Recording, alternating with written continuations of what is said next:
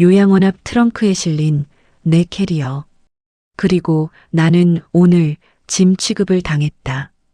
나는 늘 이 집을 우리 집이라고 불러왔다. 등기부등본에 적힌 이름은 이미 오래전에 아들 성훈의 이름으로 바뀌었지만 이 집은 내가 공장에서 허리 휘어지게 일해서 산 집이었고 남편이 병상에서 마지막까지 천장을 바라보며 숨을 고르던 집이었다. 겨울이면 창문 틈으로 찬바람이 들어와 문풍지를 덧대던 기억. 여름이면 선풍기 하나로 온 가족이 모여 부채질하며 버티던 기억. 벽지 모서리에 남은 낙서 자국까지 모두 내 손때가 묻어 있었다. 부엌 창문으로 아파트 놀이터가 내려다 보였다. 늦은 오후 해가 조금씩 기울어질 때면 아이들 웃음소리가 종소리처럼 들려왔다. 그날도 손주 유진이가 그네를 타며 손을 흔들었다. 할머니, 나 여기.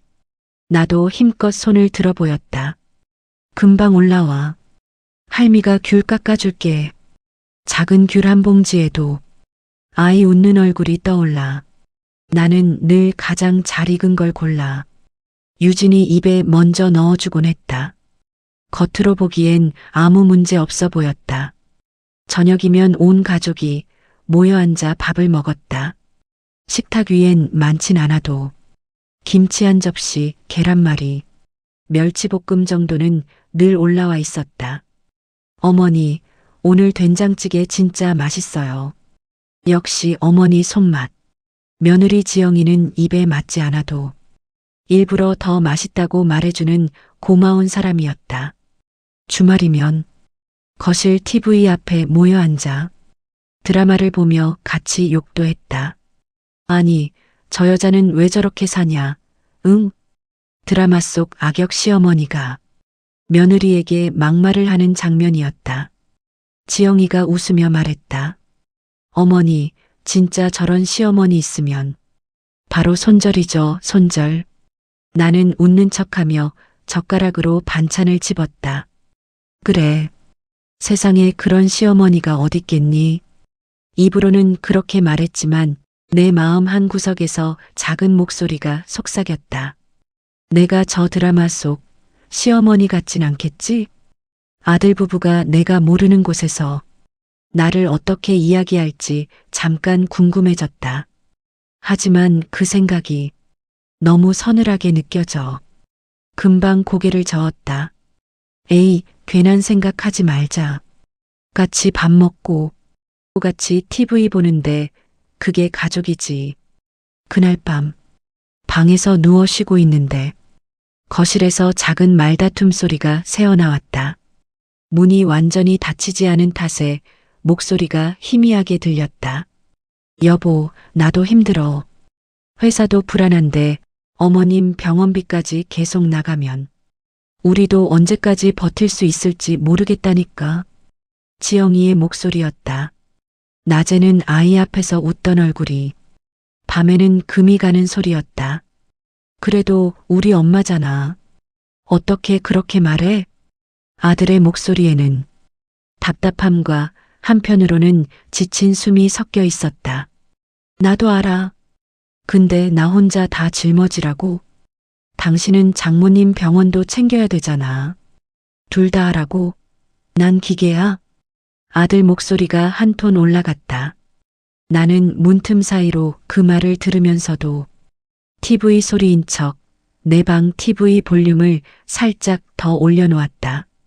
알았어. 조금만 더 버텨보자. 어머님도 허리 나아지시면 병원비 줄어들 거야. 그 조금만 더가 벌써 몇 년째야. 긴 한숨 소리가 복도까지 흘러나왔다. 나는 가만히 누워 눈을 감았다. 천장에 비친 가느다란 금이 이상하게도 이 집의 미래 같아 보였다. 겉으로는 평온했지만 그 평온은 이미 밑에서부터 갈라지고 있었다. 며칠 뒤 외래 진료를 다녀오는 길이었다.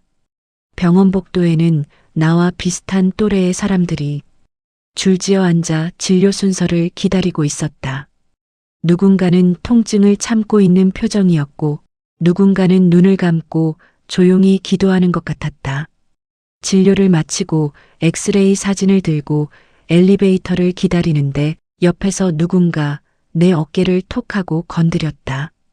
어머, 아주머니 요즘도 혼자 오세요? 동네에서 몇 번 마주쳤던 할머니였다. 우리 아파트 옆동에 산다고 했던가? 아이고, 예, 애들이 다들 바쁘죠 뭐. 다들 먹고 살기 힘드니까.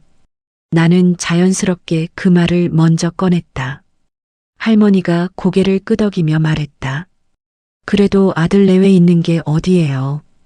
우리 집 애들은 멀리 살아서 전화 한 통 받기도 힘들어요. 우리는 서로의 상처를 괜찮다는 말로 대충 덮어가며 엘리베이터 안에 섰다. 문이 닫히고 숫자가 하나씩 줄어드는 동안 나는 문득 깨달았다. 나는 내가 먼저 애들이 바쁘다고 변명부터 하고 있구나. 누가 물어보지도 않았는데 마치 내 자식들을 내가 대신 변호해주는 사람처럼.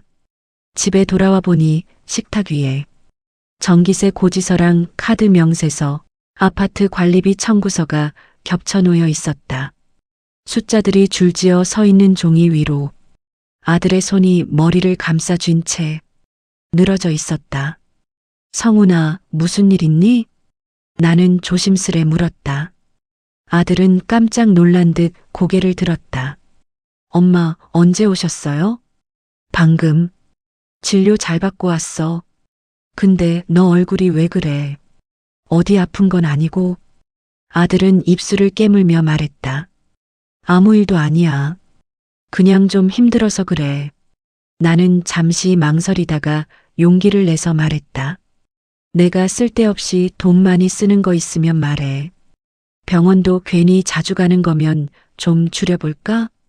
그 말은 정말로 도와주고 싶은 마음에서 나온 말이었다. 하지만 아들의 반응은 내 예상과 달랐다. 갑자기 고개를 번쩍 들더니 내 눈을 똑바로 보았다. 엄마, 병원을 어떻게 줄여? 줄일 게 얼마나 있다고. 그렇게 말하면 내가 더 죄책감 들잖아. 말은 그렇게 했지만 그 뒤에 작게 덧붙인 한마디가 더 아팠다. 나도 사람인데. 그 말 속에는 그동안 혼자서 짊어져 온 무게와 서운함이 섞여 있는 것 같았다. 그날 밤 아들은 술에 취해 들어왔다. 문이 열리는 소리, 비틀거리는 발걸음, 싱크대 위에 컵을 올려놓는 소리, 물 마시는 소리가 연달아 들렸다. 방 안에 누워 있는데 내 방문 앞에서 아들의 목소리가 낮게 울렸다. 엄마 자? 아니, 자겠지. 그래, 자야지. 엄마는 몰라야 편하지. 그 말이 끝난 뒤 복도는 다시 조용해졌다. 나는 침대 가장자리를 꽉 붙잡고 숨을 죽이고 있었다. 그래, 나는 이 집에서 모르는 척 모른다는 게 가장 큰 잘한 일인가. 아들이 힘든 것도 알겠고, 며느리가 지친 것도 알겠고, 손주 학원비가 얼마나 나가는지도 대충 짐작이 갔다. 그래서 나는 더더욱 아무 말도 할 수 없었다.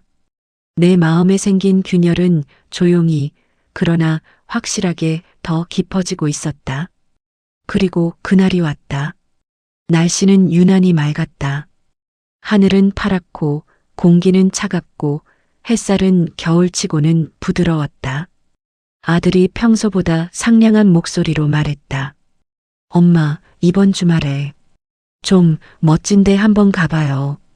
나는 찻잔을 닦다가 손을 멈추고 아들을 돌아보았다. 멋진데? 응, 요즘 어르신들 관리 잘해주는 데 있어. 여행도 보내주고 같이 운동도 해주고. 말만 들으면 마치 휴양지 소개 같았다. 거기가 어디라고? 가보시면 알아. 공기도 좋고 프로그램도 많고. 엄마 혼자 집에 계시는 것보다 훨씬 나을 거야. 그 말 속에는 우리가 모시고 사는 것보다라는 숨은 문장이 붙어 있는 것 같았다. 나는 입꼬리를 애써 올려 웃어 보였다. 그래, 한번 가보자. 나도 맨날 집구석에만 있으니까 바람 좀 쐬야지. 그날 아침 집 앞에 선 차 트렁크가 쾅 하고 닫히는 소리가 났다. 나는 그 소리가 이상하게 크게 들렸다. 트렁크 안에는 내 캐리어, 세면도구, 약봉투, 그리고 관절에 바르던 연고까지 꼼꼼하게 들어 있었다.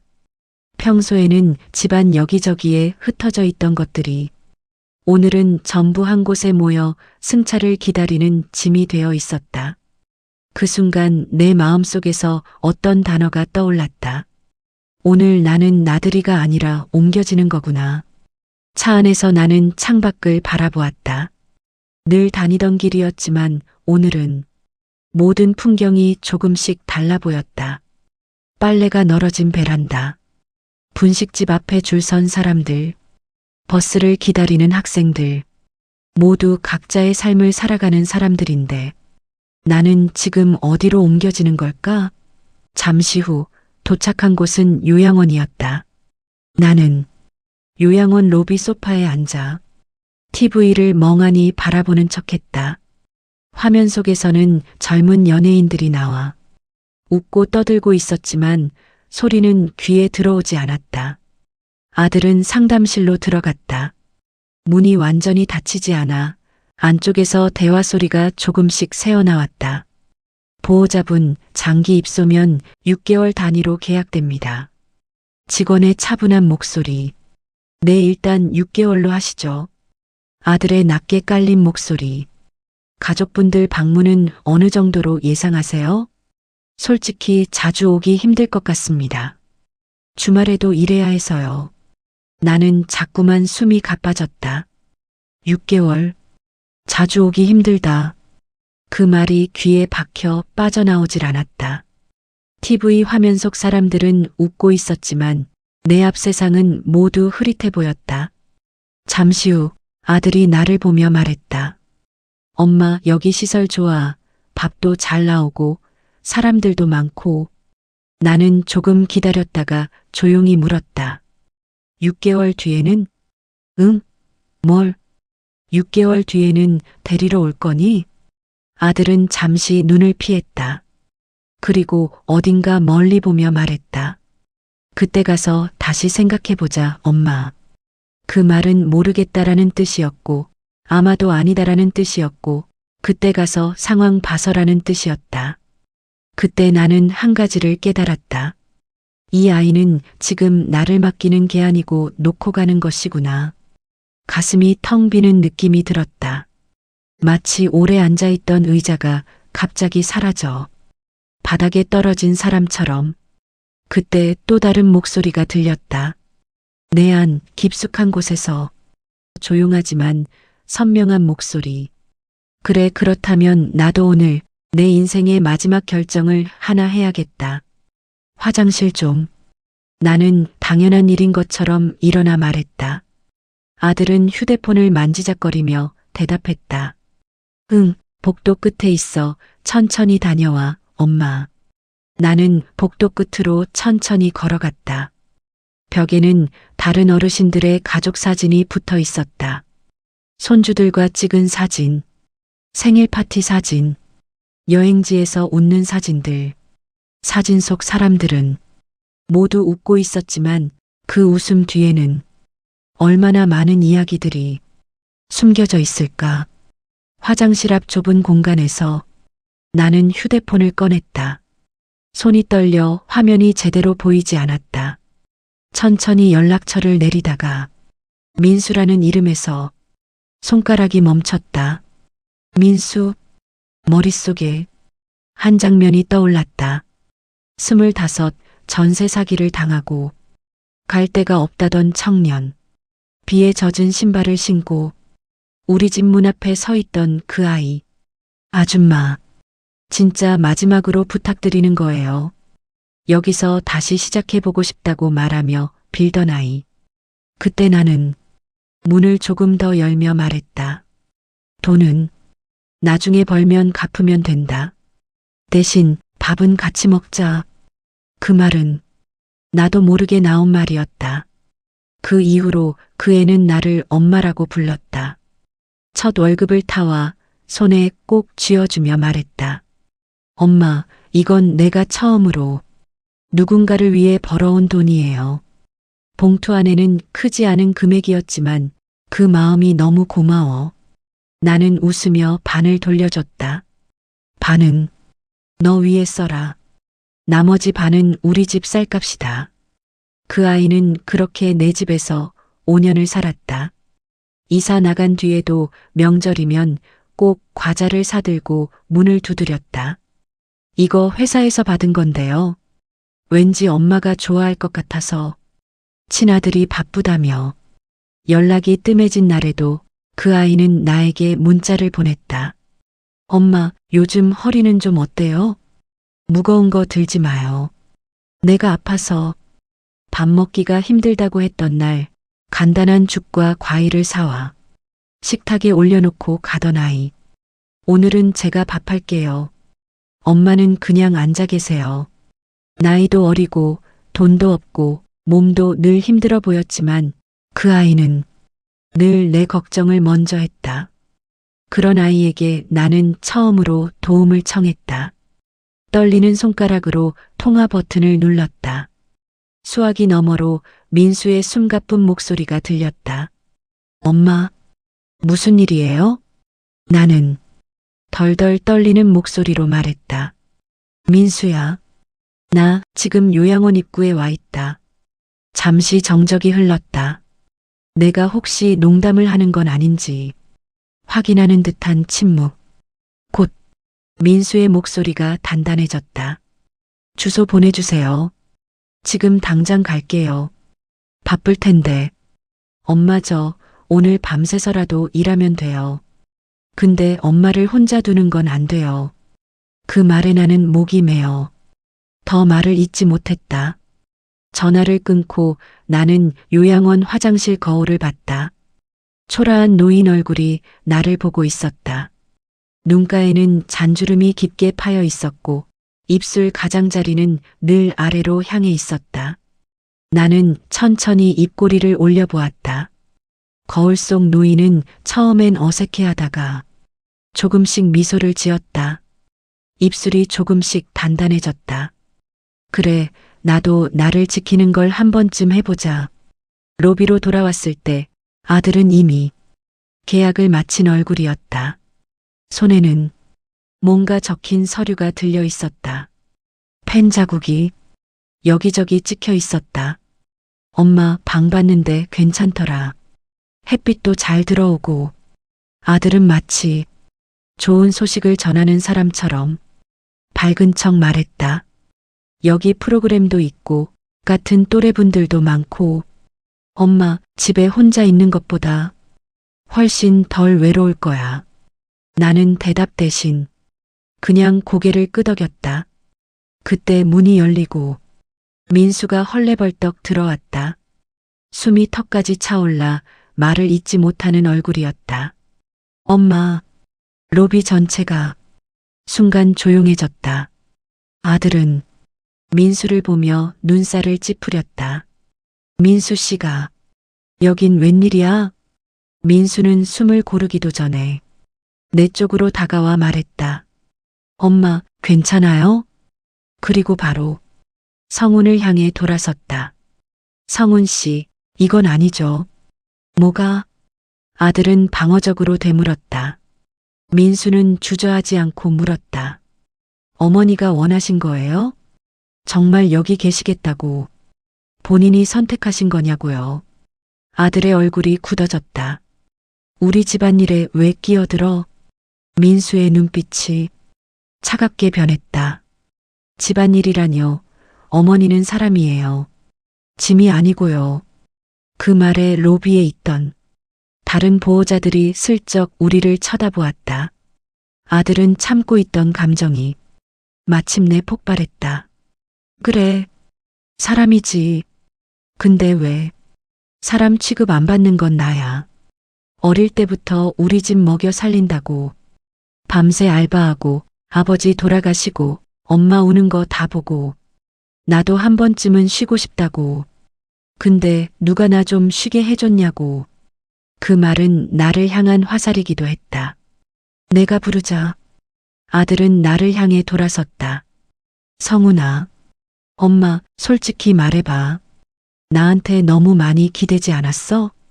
엄마는 항상 나한테 괜찮다고 했지만 그 괜찮다 뒤에 대신 누가 무너졌겠어? 아들의 눈이 붉어졌다. 그의 말은 잔인했지만 어딘가 진실이 섞여 있었다.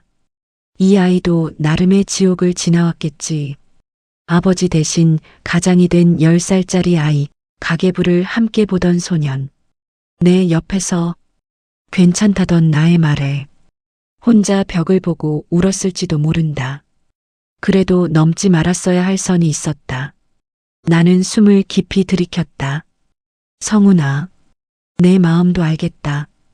근데 그래서 부모를 몰래 짐 싸서 데려다 놓고 가도 괜찮은 거니? 아들은 입을 다물었다. 로비에 있던 다른 사람들의 시선이 우리에게 쏠렸다. 조용해진 로비에 오로지 숨소리만 길게 울렸다. 그때 뒤에서 간호사 한 사람이 조심스레 다가왔다. 하얀 가운을 입은 나보다 조금 어린, 아마 60즈음 되어 보이는 여자였다. 어머니, 잠깐 말씀드려도 될까요? 그녀는 우리 셋을 한 번씩 바라보더니 부드럽게 말을 이었다. 저도 아들을 키웠어요. 지금은 외국 가서 잘 살고 있다고 하지만 가끔 저도 미워요.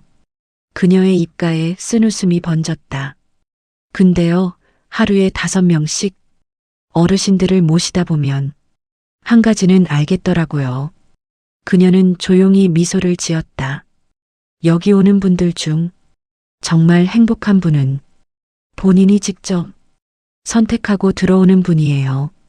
어쩔 수 없이 밀려 들어온 분들은 처음부터 끝까지 상처로 남아요. 그 말이 가슴 깊숙이 박히는 걸 느꼈다. 어머니 선택은 그래도 어머니 몫이에요. 나는 천천히 두 남자를 번갈아 보았다. 아들 성훈, 내 피를 나눈 아이. 그리고 민수, 내 마음을 나눈 아이. 그래, 선택은 내 몫이지. 나는 입을 열었다. 성훈아, 오늘 너는 엄마를 여기 두고 가려는 선택을 했다. 아들은 손에 쥔 서류를 꽉 움켜쥐었다. 민수야, 넌 엄마를 집으로 데려가겠다는 선택을 했구나. 성훈이는 놀라서 나를 보았다. 아들의 눈이 커졌다. 엄마, 뭐 하는 거야? 나는 민수 쪽으로 한 발 나아갔다. 나는 날 붙잡는 손을 따라가기로 했다. 피가 아니라 마음이 날 붙잡는 곳으로. 엄마, 아들이 소리쳤다. 나 엄마 버리려던 거 아니야. 나도 살아야 해서. 나는 그 말을 끊지 않고 끝까지 듣고 고개를 끄덕였다. 그래, 넌 살려고 그랬겠지. 잠시 침묵이 흘렀다. 나는 천천히 말을 이었다. 근데 말이다, 성훈아. 살겠다고 누군가의 삶을 짐칸에 넣어두는 건 그냥 살겠다는 노력이 아니라 버리겠다는 선택이야. 아들은 그 말에 입을 닫았다. 나는 민수의 팔을 잡았다. 민수야, 가자. 그 순간이 1차 반전이었다. 나는 처음으로 아들이 아닌 다른 사람의 손을 잡고 집을 떠났다. 요양원 자동문이 천천히 열리고 닫히는 동안 뒤에서 아들의 목소리가 점점 멀어졌다. 엄마, 엄마, 제발. 하지만 나는 돌아보지 않았다. 이번에는 내가 나를 선택해야 하니까. 며칠 뒤 민수와 나는 변호사 사무실에 앉아 있었다. 창밖으로는 사람들이 바쁘게 오갔다. 누군가는 서류 가방을 들고 누군가는 아이 손을 잡고 각자의 길을 걷고 있었다. 어머니, 상속 관련해서 상담 받으신다고 했죠? 변호사가 묻자 나는 고개를 끄덕였다. 네. 크게 가진 건 없지만 그래도 남은 건 제가 누구에게 줄지 제가 정하고 싶어서요. 민수가 옆에서 손을 내저었다. 엄마, 진짜 안 그래도 돼요. 저 부담돼요. 나는 민수 손등에 내 손을 얹었다. 넌 부담 가질 필요 없다. 그냥 엄마가 고마워서 그러는 거야. 바로 그때 사무실 문이 열리고 성훈이 들어왔다. 헉, 숨이 막혔다. 엄마. 아들은 손에 구겨진 공책을 들고 있었다. 옛날 남편 병수발을 들 때 내가 써내려갔던 기록장이었다. 그 가운데 한 페이지를 아들이 펼쳐 보였다. 거기엔 남편의 글씨로 이렇게 쓰여 있었다. 순자야, 우리 성훈이 너무 미워하지 말자. 저 아이는 어려서부터 우리 대신 세상 무게를 너무 많이 짊어졌다. 나중에 우리가 늙어서 저 아이에게 또 기대고 싶어질 때가 오면 우리도 한 번만은 저 아이를 놓아주자. 글씨는 삐뚤빼뚤했지만 문장은 또렷했다. 그래도 한 가지는 지키자. 우리 아이를 버리지 말자. 상처 주지 말자. 필요하다면 우리가 먼저 미안하다고 하자. 나는 숨이 막혀서 말을 잇지 못했다. 아들이 떨리는 목소리로 말했다. 엄마, 나 이거 읽고 처음 알았어. 아빠가 나를 이렇게 생각하고 있었는지. 나 어릴 때부터 맨날 성훈아, 내가 가장이지. 성훈아, 우리 집은 내가 책임져야지. 그렇게 들으면서 자랐잖아. 아들의 눈가에 눈물이 맺혔다. 그래서 엄마까지 모시지 못하면 나는 완전히 실패한 인생 같았어. 근데 정작 엄마 아빠는 나한테 미안해하고 있었다는 걸 이제야 알았어. 아들은 무너져 내리듯 의자에 앉았다. 그래서 더 무서웠어. 엄마가 여전히 나만 보면 우리 집 기둥이라고 할까봐. 나 더 이상 기둥이고 싶지 않았거든. 한 번쯤은 누군가에게 기댈 수 있는 사람이 되고 싶었어. 근데 그 말을 참아 엄마한테 못하겠더라. 그제야 나는 이해했다. 이 아이는 평생 기둥으로만 불리다가 마지막에 내가 기대려 하자 그 무게에 짓눌려 도망치려 했던 거구나. 나는 천천히 말했다. 성훈아, 미안하다. 엄마는 내가 기둥인 줄만 알았지. 그 기둥이 언제 무너질지 한 번도 생각해 본 적이 없다. 아들은 울먹이며 말했다. 엄마, 그래도 요양원에 몰래 데려다 놓는 건 내가 잘못한 거야. 나 진짜 엄마 버리려던 건 아니었어. 그냥 잠깐 내 숨 좀 돌리고 싶었는데 그게 제일 비겁한 방법이었던 거지. 그 순간 나는 깨달았다. 이 아이도 자기 나름의 지옥에서 살아남으려고 발버둥 치고 있었구나. 이게 두 번째 반전이었다. 나를 버린 줄만 알았던 아들이 사실은 평생 버려질까봐 두려웠던 아이였다는 걸. 나는 변호사를 바라봤다. 선생님, 유언장을 쓰겠다는 마음은 변함이 없습니다. 다만 조금 나눠 적고 싶네요. 변호사가 웃었다. 네, 어머니. 말씀해 보세요. 먼저 날 끝까지 엄마라고 부르며 찾아와 준 이 아이. 민수에게 제가 가진 것의 절반을 물려주고 싶습니다. 이 아이는 피가 이어진 건 아니지만 마음이 이어져 있는 아이니까요. 민수가 고개를 젓기 시작했다. 엄마, 나는 손으로 제지했다. 그리고 나머지 절반은 성훈이에게 남기겠습니다. 다만 조건이 하나 있습니다. 아들이 놀란 눈으로 나를 봤다. 어떤 조건? 나는 천천히 웃었다. 앞으로 다시는 내 자신을 기둥이라고 부르지 말거라. 기둥이 아니라 그냥 한 사람의 아들이고 한 사람의 남편이고 한 사람의 아빠라고 생각하며 살 거라. 그리고 언젠가 진심으로 엄마를 만나고 싶어질 때 그때는 자식으로서가 아니라 한 사람으로서 내 손을 잡으러 오거라. 아들은 끝내 울음을 터뜨렸다. 엄마, 나 한 번만 더 기회를 줄 수 있어? 나는 고개를 끄덕이며 말했다. 기회는 누가 주는 게 아니라 내가 지켜내는 거다. 오늘부터 천천히 지켜봐 줄게. 사무실을 나와 민수와 함께 새 집으로 향하는 길, 하늘은 노을빛으로 물들어 있었다. 창문 밖으로는 붉은 빛이 번지며 해가 지고 있었다. 민수가 말했다. 엄마, 정말 괜찮아요? 성훈 씨한테 너무 벅찬 말한 건 아니에요? 나는 고개를 저었다. 괜찮다. 이제는 나도 안다.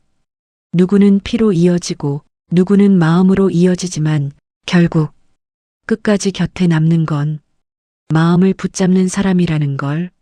새 집에 도착해 작은 방문 하나를 열었다. 민수가 서둘러 이불을 펴며 말했다.